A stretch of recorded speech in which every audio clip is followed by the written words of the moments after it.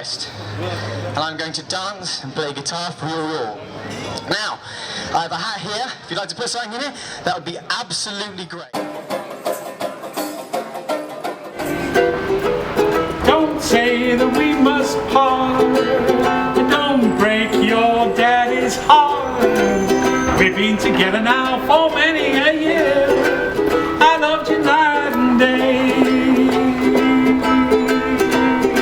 Oh honey, can't you see my tears? Now listen while I say I busk because I enjoy doing it. I enjoy performing in the street. I enjoy connecting with people.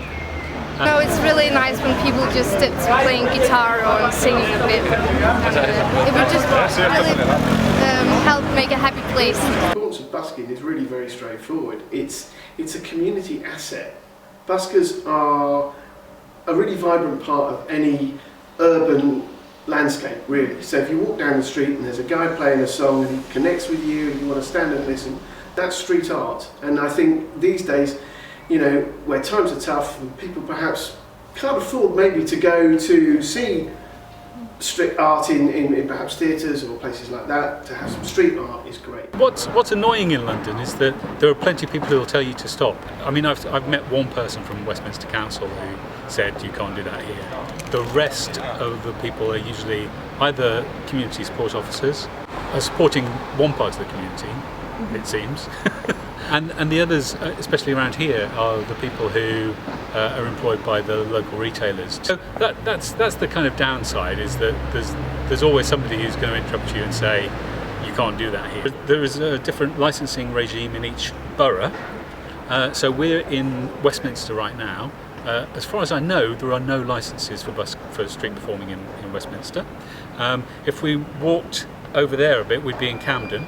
I think there is a licensing scheme in Camden, but I haven't gone anywhere near it. My name's Dave Webster. I'm the national organiser for live performance here at the Musicians Union. I couldn't begin to tell you what each and every individual local authority has as busking licensing around the country, but having just recently had some research done in London, which goes through all the different busking licences throughout the whole of London, and you know, they are, as I say, many and varied, and some are very strict, as we've just seen introduced in Camden. Some are more lax, which is great. Some are completely blanket no. I think the City of London has no busking at all, and there are some that are much more relaxed. So it's a very uneven playing field for musicians who want to busk.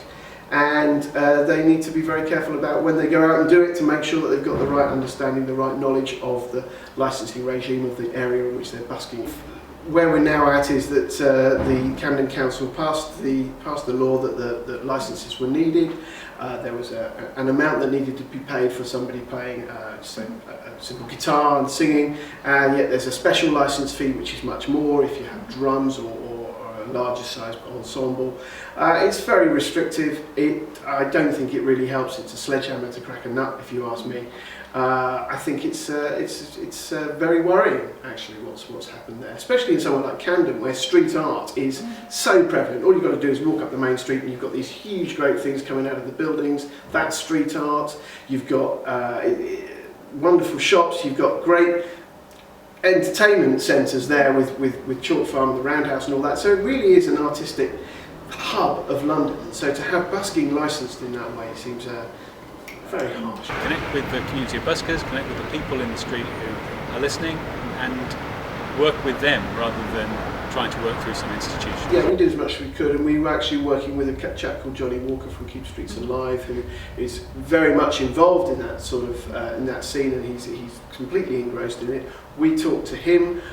He has the ear of many of the buskers that are working there, so we were able to get our information. And we went to Camden Council and we campaigned on behalf of those members who were busking in Camden to try and have this piece of legislation overturned. I think most buskers, most serious buskers, are pretty countercultural, and so trying to fix this problem, if there is a problem, through legislation and regulation, I think is the wrong approach. Boris Johnson has released or started this back busking campaign, which we absolutely welcome. I think the idea is that across London we will hopefully, and this is something I hope will happen, is that we'll be able to find some best practice guidelines for busking that not only recognises the needs of musicians and also the needs of market traders, stall holders, shop owners in the urban environment. We're not here to be a nuisance. We're not here to necessarily get money out of you.